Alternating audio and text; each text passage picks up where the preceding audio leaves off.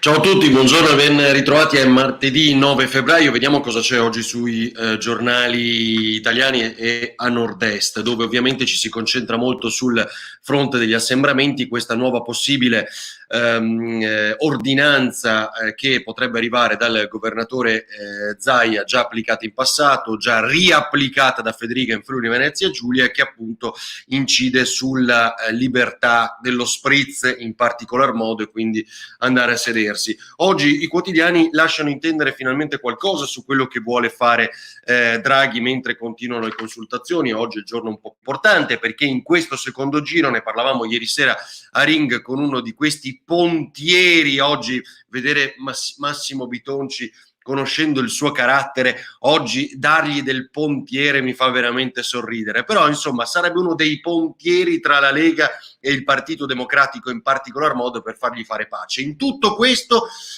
i programmi, la conversione di Salvini sulla via tra il Papete e Bruxelles, scrive Gramellini, oggi straordinario, il tema dei vaccini, dei monoclonali ancora affidati ad Arcuri, la distribuzione a lui e vedremo che cosa succede. Intanto Crisanti dice che non servono a nulla e un professore universitario succede a Padova, condividete questa cosa, succede a Padova, lo fa e insulta, indovinate chi tra i leader dei partiti, insulta Zingaretti perché ha cambiato idea? No. Insulta Grillo o il Movimento 5 Stelle perché hanno cambiato idea? No. Insulta Salvini con un faccia di M sui social, se ne accorge Marcato, ieri esplode il caso, insomma vediamo un po', dopo ne parliamo.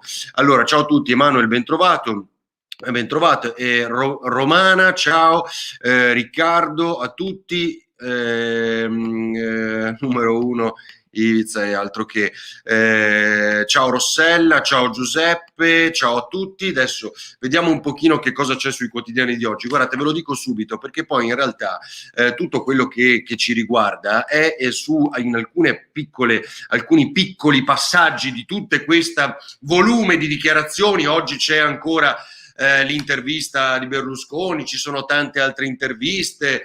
Ciao Simone e Gabriele, AstraZeneca non funziona, dopo ne parliamo, anche perché sulle varianti è un macello, ma insomma c'è la rabbia dei poliziotti. L'articolo più letto negli ultimi giorni sul sito ferdinandoavarino.it, dove sta, è quello dei poliziotti che si arrabbiano perché per loro viene utilizzato AstraZeneca. Guardate, i punti del governo sono questi, e sembra davvero un governo di lunga durata in base a quello che riusciamo a capire con questo, perché recovery sarà recovery per le imprese, i vaccini, i cantieri. Nel recovery c'è il tema anche della giustizia e ci arriviamo. Sarà un documento più concentrato sulle riforme, quindi la prima versione faceva schifo secondo l'Italia Viva, l'hanno cambiata, la seconda evidentemente non va ancora bene perché ce l'hanno già detto anche dall'Europa, ce l'hanno detto che non ritornano i conti dagli uffici di spesa delle Camere. Il risultato è che ora arriva uno che evidentemente forse queste cose le sa fare o i soldi li sa spendere e ancora una volta capiamo che non va bene perché bisogna concentrarsi di più sulle riforme. Questo direbbe il nuovo recovery che pensa di fare Mario Draghi. Vuole una pubblica amministrazione più snella e digitalizzata, con ricambio generazionale, vuole giustizia efficiente e veloce, tutti i titoli che noi ci sentiamo dire da decenni probabilmente, un fisco equo e più attento a promuovere gli investimenti. Parte degli investimenti devono essere, la parte degli investimenti aumentata e deve essere con un cronoprogramma fisso, chiaro. Attenzione che poi arriviamo ad altri temi. Scuola, oggi titolavano tutti sulla scuola, pensa Draghi di prolungare dunque l'anno scolastico perché questi ragazzi hanno perso molto tempo in questo periodo e con questa pandemia. Cosa dice Romana? Speriamo che Draghi tolga di mezzo tutti quei medici approssimativi, ma medici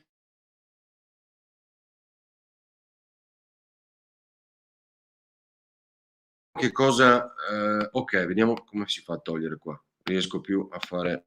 Vabbè, in qualche maniera faremo.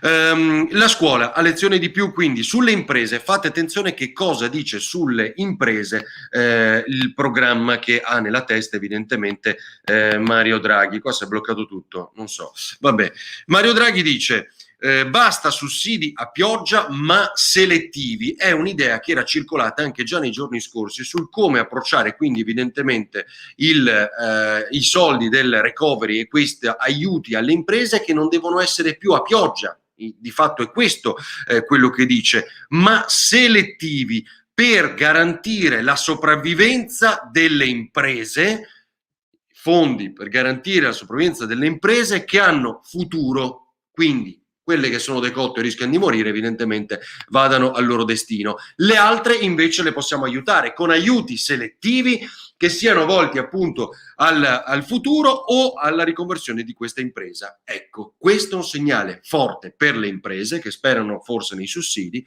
anche gli amici di Confindustria, ed evidentemente si troveranno una sberla da Mario Draghi. Sui vaccini un piano più efficace, questo ovviamente per arrivare poi all'immunità. Si pensa a Pasqua di arrivare addirittura a vaccinare 10 milioni di persone, oggi lo dicono sui giornali, mi pare che lo dica il direttore dell'AIFA commentando il tema dei monoclonali, al quale arriveremo. Cantieri, perché spaventano il Movimento 5 Stelle, ma non è vero, piano di rilancio vero, e la cosa importante, un patto atlantico, cioè restare veramente nel patto atlantico, non fare come questi che quando ricordano, ha fatto Conte in aula, l'America, ricordano anche la Cina, cioè non possono essere messe sullo stesso piano. Quindi i rapporti tra l'Italia con l'Europa e gli Stati Uniti, quindi a differenza rispetto a quello che abbiamo sin qui sentito. Vediamo se sono riuscito a far partire, ma che diamine è successo? Speriamo Draghi tolga di me. Allora, parla sempre, anche troppo, no? Draghi di sicuro è uno che non parla. Questo è il caso. Certo che se Draghi riesce a far digerire la pillola a tutti è un drago. Che cosa dice Daniela? Speriamo, sono anni che dicono così, immagino sulle riforme. Ecco Aldo, se Zaia trova i vaccini, Arcuri cosa sta a fare? Esattamente Aldo, quello che, e l'ho raccontato molto bene, l'abbiamo commentato qui, Milena Gabanelli, che ha dimostrato come durante questi mesi di macello totale, alla fine più della metà di tutti i rifornimenti se li sono comprati le regioni con le proprie centrali di acquisto, che hanno fatto molto meglio di quello che doveva fare la commissione, la struttura commissariale. Intanto è che, sapete, Salvini vuole adottare il metodo Bertolaso anche in questo governo, l'abbiamo già detto, i vaccini, un vaccino ogni 7 minuti, mi pare che sia, no, lo scenario della Lombardia.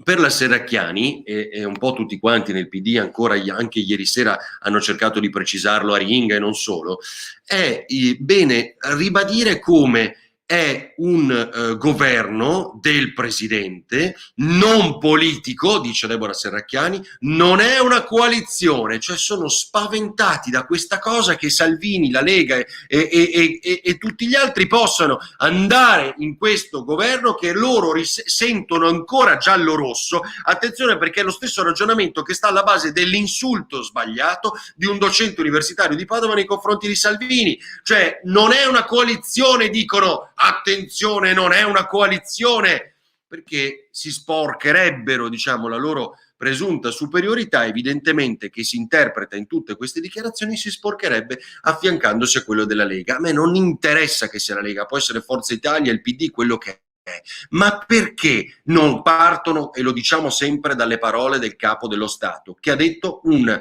maggioranza politica forte, faccio appello a tutte le forze politiche, cioè non ha detto ai giallorossi aggiungiamo qualcuno, ha detto quella roba lì non c'è più, si parte da zero, tutti quanti, quindi non è che gli altri seguono i giallorossi andavano bene e adesso ci aggiunge qualcuno che deve stare zitto in un angolo, è una cosa diversa, è una cosa nuova, ma evidentemente questa politica non lo capisce.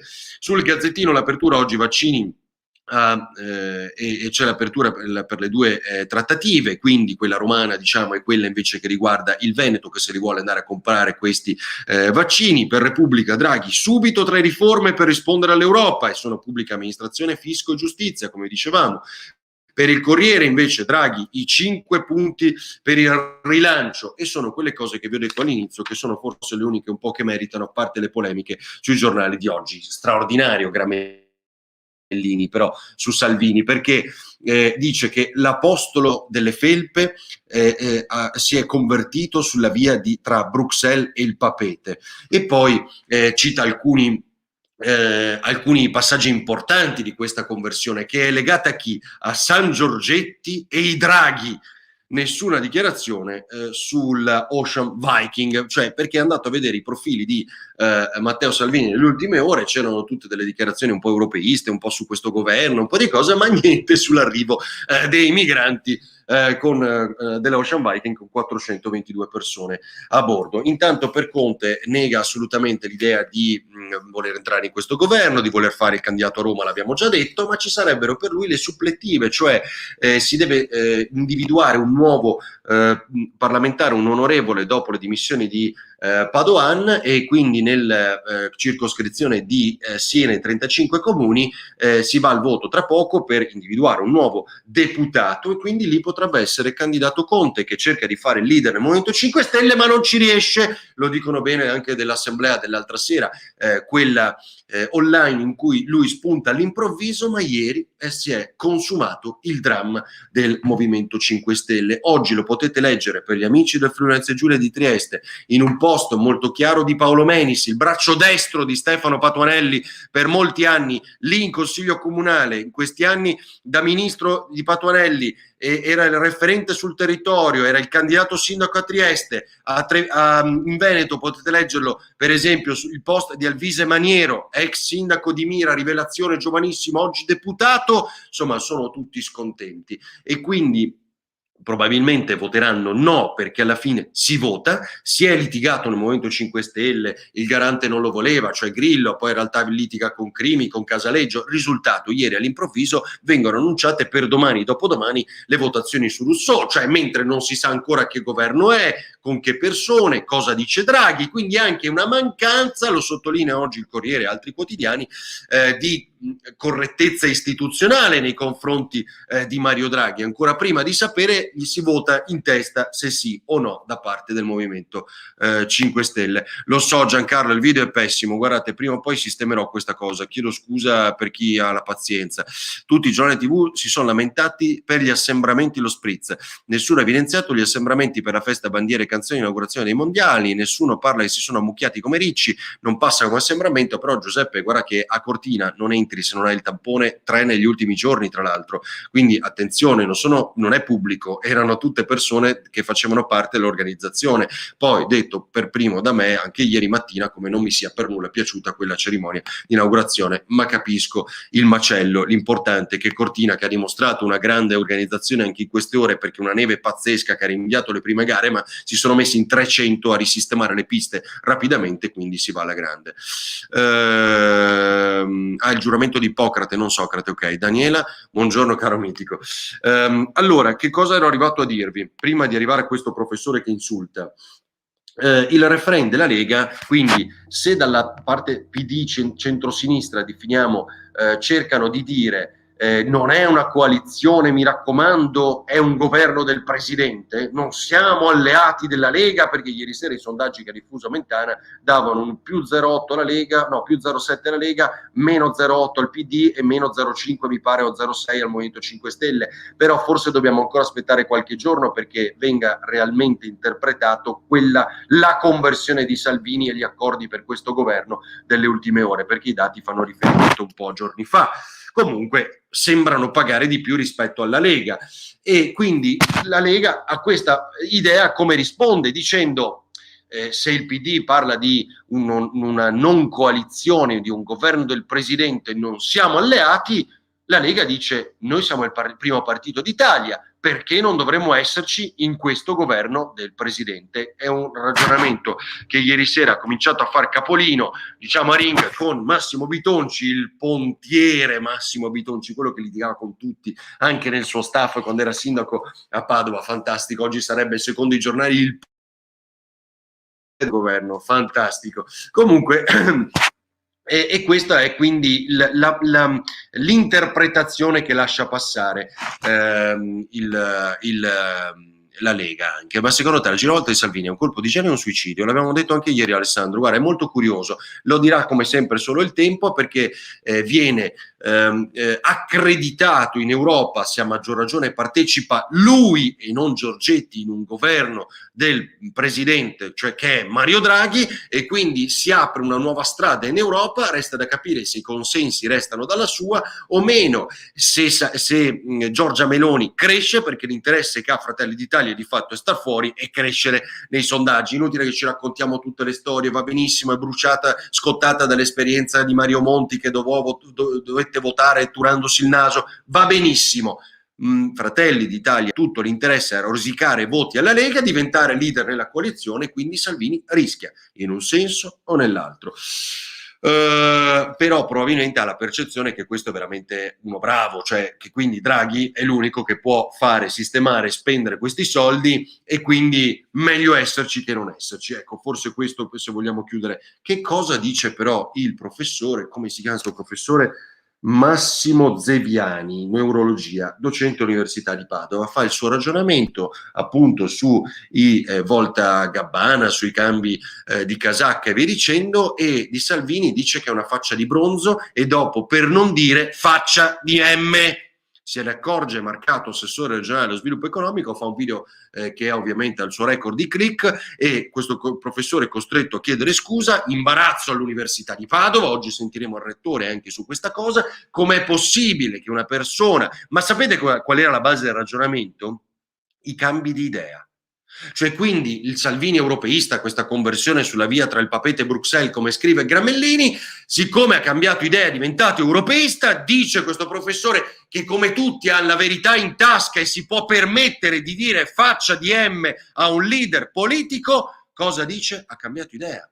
Ha cambiato idea. E allora dove sono finiti o con Conte o voto? E dove è finito il Movimento 5 Stelle che diceva la stessa cosa? Quello era il PD, questo è il Movimento 5 Stelle. Dove è finito il PD e il Movimento 5 Stelle che diceva mai più con Renzi? No, Renzi non è più affidabile, non lo vogliamo più. Dove sono finiti quelli lì? Che adesso sono tutti insieme. E quindi dov'è questa presunta superiorità anche degli assunti da cui poi tu parti per arrivare a una tua analisi becera, di certo non all'altezza non del tuo ruolo ma dell'Università di Padova, per cui ti arroghi il diritto di commentare così? Perché non vedo qualcuno che fa polemica su questo tema qui? Perché deve essere sempre un insulto unidirezionale di becerume totale? Perché? Perché? E questo professore adesso vedremo, ma non è questione, non voglio che lo insultiamo, per carità, perché non va insultato nessuno, è questo il tema che sta alla base di tutto quello che stiamo dicendo. Quindi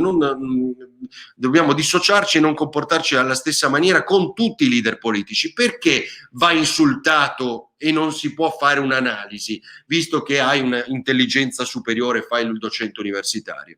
Unica seria Meloni guadagnerà fiducia secondo te alle prossime amministrative? Gabriele, sì, l'abbiamo detto.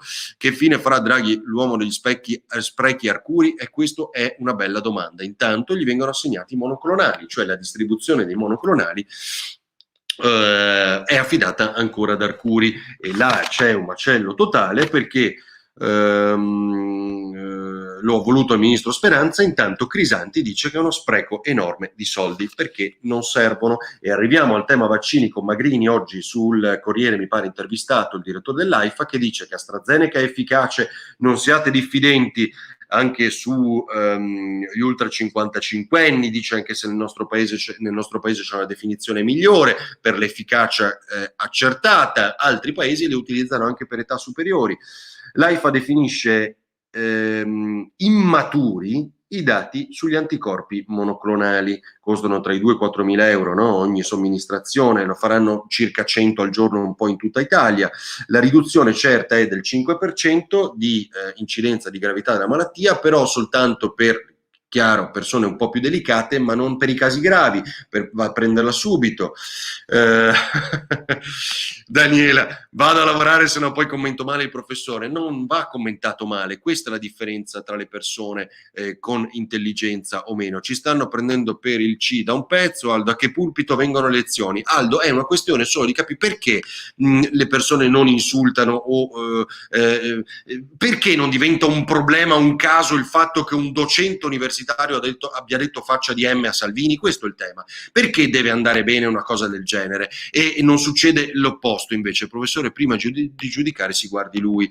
Max che dice perché la sinistra è pacifista ma poi alla fine spala M sulla destra invece di pensare a ripulire a casa loro. Ecco, questa presunta superiorità che veramente irrita credo un po' tutti. Destra, sinistra, non me ne frega niente, è l'atteggiamento. Non sto difendendo nessuno se no il buon senso e scardinando questa presunta superiorità.